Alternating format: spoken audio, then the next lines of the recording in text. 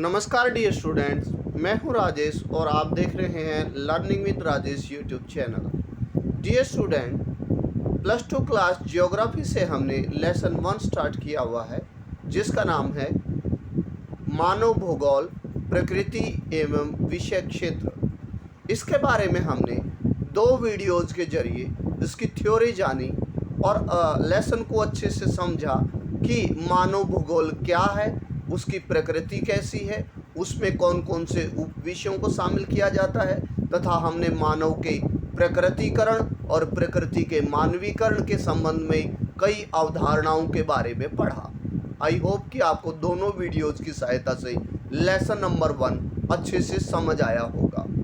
आज हम इस लेसन की दोहराई करने के लिए प्रश्नोत्तर सीरीज स्टार्ट करने जा रहे हैं। आई होप कि आपको आज की सीरीज बहुत अच्छी लगेगी, क्योंकि आपको गाइड्स या फिर किसी चीज़ से रटना नहीं पड़ेगा, क्योंकि आपने पहली वीडियोज़ के जरिए अच्छे से जान लिया है लेसन को। अब जब आपसे प्रश्न पूछे जाएंगे एग्ज़ाम में, आई होप कि आपको उत्तर देने में कोई मुश्किल नहीं होगी। चलिए शुरू करते हैं आज का काम। तो सबसे पहले मानव भूगोल क्या है, ये सबसे पहले हम अति लघुत्तरीय प्रश्न करेंगे, उसके बाद लघुत्तरीय और उसके बाद दीर्घोत्तरीय। मेरा मानना है कि यदि आप लेसन के सभी प्रश्नों को थोरोली जान लेते हो तो आपको ऑब्जेक्टिव टाइप प्रश्न करने की ज़रूरत भी नहीं रहती, क्योंकि उन्हीं में घुमा फिरा कर वो शॉर्ट आंसर टाइप क्वेश्चन आते रहते हैं, ऑब्जेक्टिव टाइप उन्हीं में शामिल हो जाते हैं। फिर भी अगर कोई प्रश्न रहता है तो हम दीर्घोत्तरीय प्रश्नों के साथ एक ऑब्जेक्टिव टाइप प्रश्नों का टेस्ट भी लगाएंगे। चलिए शुरू करते हैं। मानव भूगोल क्या है?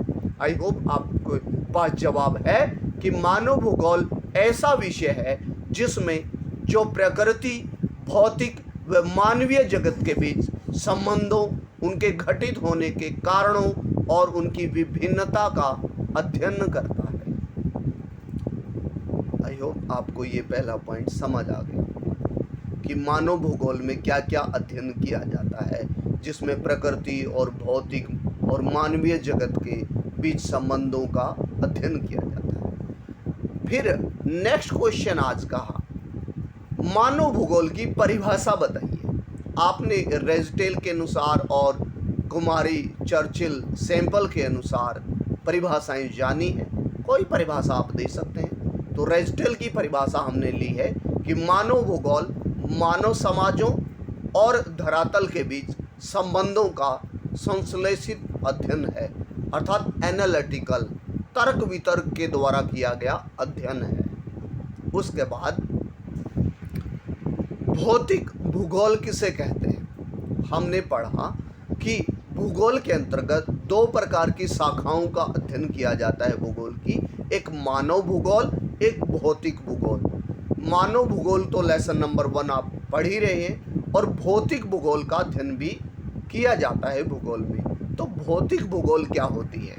इसमें भौतिक पर्यावरण, अर्थात मैंने जाना था कि मानव भूगोल में भी भौतिक पर्यावरण और मानव के संबंधों का अध्ययन किया जाता है। तो भौतिक वस्तुएं क्या है या भौतिक भूगोल क्या है?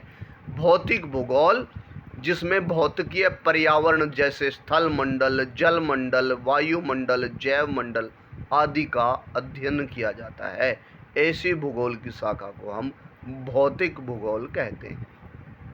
आई होप कि आपको समझ आ गया। उसके बाद नेक्स्ट पॉइंट है आज का, मानव भूगोल के कुछ उप क्षेत्रों के नाम बताओ।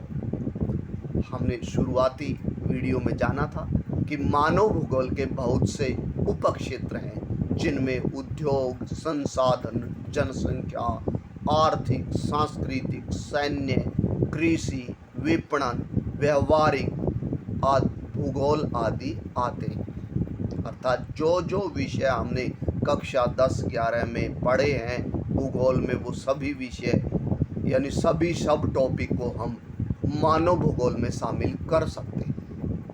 उसके बाद अध्ययन के आधार पर भूगोल की कौन कौन सी शाखाएं? अध्ययन के आधार पर भूगोल की 2 शाखाएं हैं, क्रमबद्ध तथा प्रादेशिक भूगोल। हमने वीडियोज के जरिए जाना था। आज भी हम विस्तार से इसके बारे में जानेंगे। मानव का प्रकृतिकरण क्या है? तो आपको पता है कि मानव द्वारा विकास के लिए प्रकृति पर निर्भर होना क्या कहलाता है? मानव का प्रकृतिकरण कहलाता है। अर्थात मानव अपने विकास के लिए किस पर निर्भर है? प्रकृति पर निर्भर है। उसके बाद प्रकृति के मानवीकरण का क्या अर्थ है? प्रकृति के मानवीकरण का अर्थ है कि मनुष्य का प्रकृति पर छाप छोड़ना, अर्थात प्रभाव दिखाना, अर्थात प्रकृति में कुछ चेंज लाना आदमी द्वारा क्या कहलाता है? प्रकृति का मानवीकरण कहलाता है। आई होप कि आपको पहले भी पता था वीडियोज के जरिए, और आज भी अच्छे से पता चला कि मानव का प्रकृतिकरण या प्रकृति का मानवीकरण क्या है। उसके बाद आर्थिक भूगोल के उपक्षेत्र बताओ। हमने जाना कि भूगोल के बहुत सारे उपक्षेत्र हैं। अभी अभी हमने जाना सांस्कृतिक भूगोल, आर्थिक भूगोल, जनसंख्या भूगोल, कृषि भूगोल, तथा इसमें हमसे पूछा गया है कि आर्थिक भूगोल के उपक्षेत्र कौन कौन से हैं। इनमें हम जो भी आर्थिक क्रियाएं, जो भी हमारे कमाई के उद्देश्य से जीविका चलाने के लिए जो भी क्रियाएं की जाती हैं, वो सभी आर्थिक भूगोल में, जैसे हम कृषि करते हैं, जैसे हम सेवाएं देते हैं, जैसे हम उद्योग धंधे लगाते हैं। हमने पढ़ा था ना कि आर्थिक क्रियाएं 3 प्रकार की होती हैं, तो वो सारी आर्थिक क्रियाएं आर्थिक भूगोल में शामिल होती हैं। चाहे उसमें हम पर्यटन लेते हों, चाहे उद्योग धंधे लेते हों, चाहे प्राथमिक क्रियाएं लेते हों जिसमें कृषि, पशुपालन, डेयरी, सभी किस में आ जाएंगे? आर्थिक भूगोल में आ जाएंगे। आई होप कि अभी आप रटेंगे नहीं। उसके बाद मानव पर्यावरण संबंधों की व्याख्या करने वाले 3 अवधारणाएं कौन कौन सी हैं? हमने इनके बारे में विस्तार से जाना हुआ है कि मानव और पर्यावरण के संबंध को दर्शाने के लिए विभिन्न भूगोलवेताओं ने कुछ अवधारणाएं दी हैं। तो कौन सी अवधारणाएं दी हैं? हमने पढ़ा था पहली अवधारणा को नियतिवाद अर्थात निश्चयवाद भी कहा जाता है, दूसरी अवधारणा संभववाद और तीसरी नवनिश्चयवाद कहलाती है। आई होप कि आपको ये समझ आ गया। उसके बाद मानव भूगोल के उद्देश्य क्या है? 2 उद्देश्य बताओ। मानव भूगोल अर्थात क्यों अध्ययन करती है इतनी चीज़ों का? तो मानव भूगोल के उद्देश्य है, एक तो विकास जानना, अर्थात पहले की तुलना में आज मानव ने कितना खुद का विकास किया है, कितना प्रकृति का विकास किया, अर्थात मानव का और प्रकृति का विकास जानना मानव भूगोल का उद्देश्य है, पहला। दूसरा, संबंधों पर चर्चा करना। संबंधों पर चर्चा कैसे करना? कि मानव का प्रभाव बड़ा है या फिर प्रकृति का प्रभाव बड़ा है या दोनों का प्रभाव बड़ा है, अर्थात उनके संबंधों में क्या परिवर्तन आया है। तो ये भी चर्चा करना किसका उद्देश्य है? मानव भूगोल का उद्देश्य है। आई होप कि ऐसे नोट्स आपको ढूंढने पर भी नहीं मिले, क्योंकि मैंने नोट्स आपकी सुविधा के लिए, क्योंकि आपको पता है यदि आप रटेंगे चीज़ों को वो समझ कम आएंगी और इनकी वजह से आप अपनी क्विक रिवीजन कर सकते हैं। आई होप कि यहाँ तक अभी आपको समझ आ गया होगा। चलिए हम आगे बढ़ते हैं। उसके बाद शॉर्ट आंसर टाइप क्वेश्चन, ये तो अभी मैंने 1-1 नंबर या 2-2 नंबर वाले क्वेश्चन किए हैं। अभी 3 नंबर वाले 3 मार्क्स वाले question, short answer type question हम टेस्ट लगाने जा रहे हैं लेसन से। तो देखिए, मानव भूगोल का अन्य विषयों के साथ क्या संबंध है? हमने ये थ्योरी में भी जाना था, आज हम प्रश्नोत्तर सीरीज में भी जान रहे हैं कि मानव भूगोल का अन्य विषयों के साथ बहुत गहरा संबंध है। जैसे कि आर्थिक क्रियाओं के लिए मानव भूगोल अर्थशास्त्र पर निर्भर है, उनके डाटा के लिए कि प्राथमिक क्रियाएं बढ़ रही हैं या द्वितीय क्रियाएं बढ़ रही हैं। जनसंख्या की विशेषता के लिए जनांकिकी या डेमोग्राफी, यानी जिसमें हम जनसंख्या संबंधी आंकड़े होते हैं, उनके लिए वो जनांकिकी पर निर्भर है। और प्राचीन घटनाओं के लिए, अर्थात प्राचीन काल में मानव प्रकृति से कैसे संबंधित था, आजकल उसके संबंध कैसे हुए हैं, तो उन घटनाओं के लिए वो इतिहास पर निर्भर है। और फसलों के वितरण और भूमि उपयोग के लिए कृषि विज्ञान पर निर्भर रहता है मानव भूगोल। उसके बाद सामाजिक संगठन के लिए अर्थात समाज का संगठन कैसा है, समाज में परिवार कैसा है, उनका रहन सहन कैसा है, उनके रीति रिवाज कैसे हैं, उनके लिए मानव भूगोल समाज शास्त्र सोशियोलॉजी पर निर्भर है। इस प्रकार आपने जाना, आप इजीली लिख पाएंगे यह आंसर कि मानव भूगोल का अन्य विषयों से क्या संबंध है, क्योंकि आपने समझ लिया है, अब रटने वाली तो बात ही नहीं है। उसके बाद जीन ब्रुन्स, आपने नाम पढ़ा था कि जो निश्चयवाद है, निश्चयवाद यानी नियतिवाद, हमने अभी एक विचारधारा पढ़ी कि जिनके विकास करने में जीन ब्रुन्स का महत्वपूर्ण योगदान है। तो उन्हीं जीन ब्रुन्स नामक भूगोलवेता ने मानव भूगोल के कितने तत्व बताए हैं कि मानव भूगोल में ये मेजर तथ्यों का अध्ययन किया जाता है। तो कौन से तथ्य उन्होंने तत्व बताए हैं कि उनके अनुसार मानव भूगोल के 5 आवश्यक तत्व हैं। तो 5 कौन कौन से हैं? मृदा के अनुत्पादक व्यवसाय। अब आप कहेंगे सर ये अनुत्पादक व्यवसाय वाला पॉइंट हमें थोड़ा सा डीपली बताइए, समझ नहीं आया। कि अनुत्पादक का मतलब है कि मृदा का प्रयोग करें लेकिन उस पर उत्पादन कार्य ना करके अन्य क्रियाओं के लिए मृदा का उपयोग किया जाना, वो उनका अध्ययन किया जाता है मानव भूगोल में।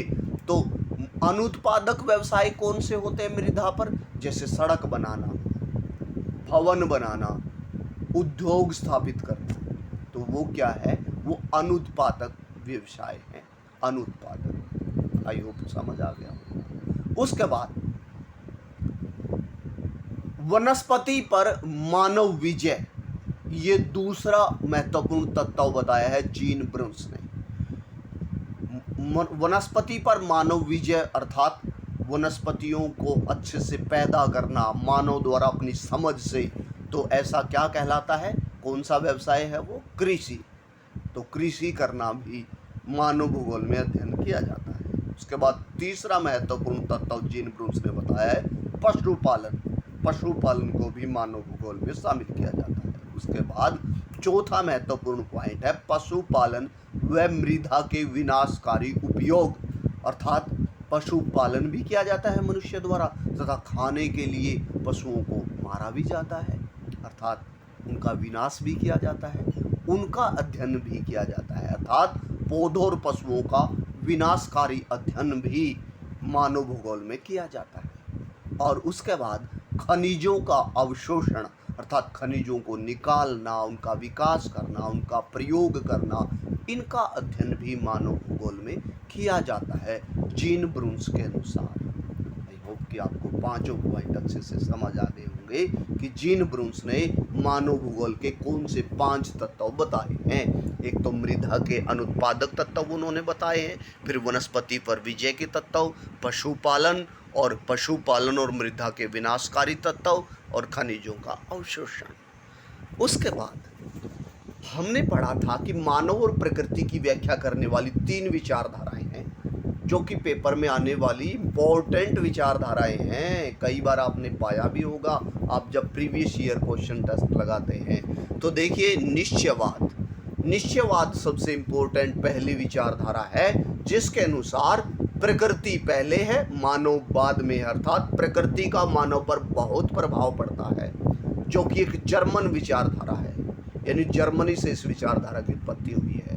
अर्थात मानव पर पर्यावरण का नियंत्रण रहता है, यानी प्रकृति का मानव पर कंट्रोल रहता है, इसका मानना है निश्चयवाद का। इससे इतिहास, संस्कृति, रहन सहन नियंत्रित होता है। अर्थात निश्चयवाद कहता है कि प्रकृति से ही मानव का इतिहास, उसकी कल्चर, उनका रहन सहन नियंत्रित होता है। मुझे लगता है कि आप कहेंगे सर बताइए तो जरा, आप सिर्फ हम रटेंगे कि उनसे संस्कृति, रहन सहन प्रभावित होता है प्रकृति से, कैसे? आप जानते हैं कि जम्मू कश्मीर में रहने वाले लोग अलग अलग तरह के कपड़े पहनते हैं, हरियाणा में रहने वाले लोग अलग कपड़े पहनते हैं। क्यों पहनते हैं?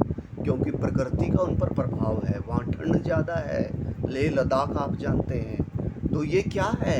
ये निश्चयवाद की विचारधारा है कि प्रकृति के प्रभाव से मनुष्य के रहन सहन, खान पान में बदलाव हो जाता है। देखा होगा आपने, समुद्री तट के आसपास रहने वाले लोगों का पर प्रकृति का प्रभाव पड़ा है कि वो मांसाहारी हो जाते हैं। आई होप कि आपको पॉइंट समझ आ गया होगा। उसके बाद इसके समर्थक, निश्चयवाद के समर्थक कौन कौन हैं? आपने जाना कि इसके समर्थक अरस्तु, हेरोडोटस, स्ट्रैबो आदि इसके प्रमुख समर्थक हैं। बाद में इसके समर्थकों में अल-मसूदी, स्ट्रैबो पहले ही थे, मैंने दोबारा फिर लिख दिया है, अल-मसूदी वगैरह इसके फिर बाद में इसके क्या बन गए हैं, समर्थक बन गए थे। उसके बाद अमेरिका में इसके समर्थक कौन रहे हैं? कुमारी चर्चिल सैंपल रही है और हैटिंगटन इसके समर्थक रहे हैं, जिन्होंने अमेरिका में निश्चयवाद को लोकप्रिय बनाया। आई होप कि आपको इजीली लर्न हो गया होगा। अदरवाइज आप तो सोचते थे कि निश्चयवाद ये संभववाद में थोड़ा कंफ्यूजिंग पॉइंट है, लेकिन आपको एक ही पॉइंट में, पहले पॉइंट में कि निश्चयवाद कहता है कि प्रकृति पहले है, मानववाद में है, यानी प्रकृति का मानव पर बहुत प्रभाव पड़ता है, प्रकृति मानव को नियंत्रित करती है। क्या क्या नियंत्रित करती है? उसका रहन सहन, संस्कृति। आई होप कि समझ आ गया होगा। आगे बढ़ते हैं। संभववाद, संभववाद का वर्णन कीजिए। हमने पढ़ा था, जब हमने पिछली वीडियो पढ़ी थी, कि संभववाद कहता है कि मनुष्य ने संभव बनाया है, यानी मनुष्य ने प्रकृति में चेंज किया है। संभववाद कहता है कि मनुष्य पहले है, प्रकृति बाद में आती है, यानी, और ये कैसी विचारधारा है? एक फ्रांसीसी विचारधारा है, कहती है कि मनुष्य अपने दमखम पर प्रकृति में बदलाव कर सकता है। प्रकृति द्वारा दी गई चीज़ों को काट छांट कर, प्रकृति की छांट द्वारा, अर्थात जो चीज़ अच्छी होती है प्रकृति से वो चुन लेता है, उसको डेवलप कर देता है। इस विचारधारा के अनुसार, संभववाद के अनुसार, सबसे पहले संभववाद शब्द का प्रयोग फेब्रवे ने किया था। इसका विकास, अर्थात संभववाद का विकास जीन ब्रुन्स ने किया है, जिसके बारे में अभी हमने जाना था थोड़ी देर पहले, कि जीन ब्रुन्स ने कहा था कि मानव जो भूगोल है उसके 5 तत्व हैं, अभी हमने पढ़ा था। और इसके प्रतिपादक, प्रमुख प्रतिपादकों में विडाल डी ला ब्लास का नाम आता है। और मानव सभी चीज़ों से महत्वपूर्ण है, ये कहना है संभववाद का, तथा वो प्रकृति द्वारा दी गई संभावनाओं को छांट कर प्रकृति का विकास करता है, अर्थात चीज़ों का विकास करता है। ये मानना है संभववाद का। चलिए आगे बढ़ते हैं। लास्ट पॉइंट आज का हम जानेंगे कि क्रमबद्ध तथा मानव भूगोल में क्या अंतर है। जैसे पहले भी हमने जाना था कि क्रमबद्ध भूगोल और मानव भूगोल नहीं है, यहाँ पर प्रादेशिक भूगोल है। क्रमबद्ध और प्रादेशिक भूगोल में क्या अंतर है? तो देखिए, क्रमबद्ध भूगोल में एक तत्व का अध्ययन किया जाता है, और मानव की जो प्रादेशिक भूगोल है उसमें सभी भौगोलिक तत्वों का अध्ययन किया जाता है। यानी जैसे कि हम जाने कि क्रमबद्ध भूगोल तो मान लो हरियाणा का सिर्फ मिट्टी का अध्ययन कर रहा है, एक बार में एक ही तत्व का अध्ययन करता है, जबकि प्रादेशिक भूगोल एक विशेष जगह पर पाए जाने वाले सभी तत्वों का अध्ययन करता है। अब आई होप कि आपको पहला डिफरेंस क्लियर हो गया होगा कि क्रमबद्ध भूगोल में एक तत्व का अध्ययन किया जाता है, जबकि प्रादेशिक भूगोल में सभी भौगोलिक तत्वों का अध्ययन किया जाता है। अब क्रमबद्ध भूगोल का अध्ययन का आधार राजनीतिक है, जबकि प्रादेशिक भूगोल में अध्ययन का आधार भौगोलिक है। उसमें अभी आपने पढ़ा कि एक तत्व का अध्ययन करता है क्रमबद्ध भूगोल, उसका अध्ययन के साथ साथ उसके वितरण का अध्ययन में क्या क्या शामिल है, उसका वितरण कितना है, अर्थात कहाँ पर कितना पाया जाता है, और उसकी समीक्षा भी करता है कि ये कम है, यानी कोई भी तत्व कम है, मान लीजिए हरियाणा में संसाधन कम है, खनिज संसाधन कम है, तो क्रमबद्ध भूगोल अध्ययन करता है कि वो कम क्यों है, अर्थात उनकी समीक्षा भी करता है। और भौगोलिक में सभी तत्वों की समीक्षा, अर्थात वही बात आ गई कि वहाँ पर सिर्फ एक तत्व की समीक्षा की जाती है क्रमबद्ध में, लेकिन प्रादेशिक भूगोल में सभी तत्वों की समीक्षा की जाती है। अब इसमें अध्ययन का आधार एकांकी है, अर्थात एक ही तत्व शामिल है। इसके अध्ययन में बहुत से तत्व शामिल है, इसलिए हमें इसे क्या कहते हैं, समाकलित रूप है। अध्ययन का रूप कैसा है, समाकलित, अर्थात इंटीग्रेटेड रूप है। उसके बाद विभिन्न घटकों के प्रकार निर्धारित किए जाते हैं। अर्थात जैसे मिट्टी है उसके प्रकार, फिर प्रकार और उनके अलग अलग प्रकार निर्धारित किए जाते हैं। उसके बाद प्रादेशिक भूगोल में विभिन्न तत्वों के आधार पर, पाए जाने वाले तत्वों के आधार पर प्रदेशों का निर्धारण किया जाता है। जैसे हमने ज्योग्राफी में टुंड्रा प्रदेश के बारे में पढ़ा है, वो कैसे निर्धारण किया गया है, वहाँ पर पाए जाने वाले विभिन्न तत्वों के आधार पर उस प्रदेश का निर्धारण किया गया है। और उस निर्धारण को क्या कहते हैं, इस सिस्टम को प्रादेशीकरण कहते हैं। अर्थात टुंड्रा प्रदेश के बारे में आपने सुना भी होगा। इस एग्जाम्पल से अब आपको समझ आ गया होगा कि क्रमबद्ध के तुलना में प्रादेशिक भूगोल में प्रदेशों का निर्धारण किया जाता है, जिसे प्रादेशीकरण कहते हैं। आई होप कि आज की वीडियो आपको अच्छी लगी होगी और आपका आधे लेसन का अच्छे से रिवीजन हो गया होगा। यदि आप मेरे यूट्यूब चैनल पर नए हैं, please subscribe the channel, like and share also. Thank you and have a nice day.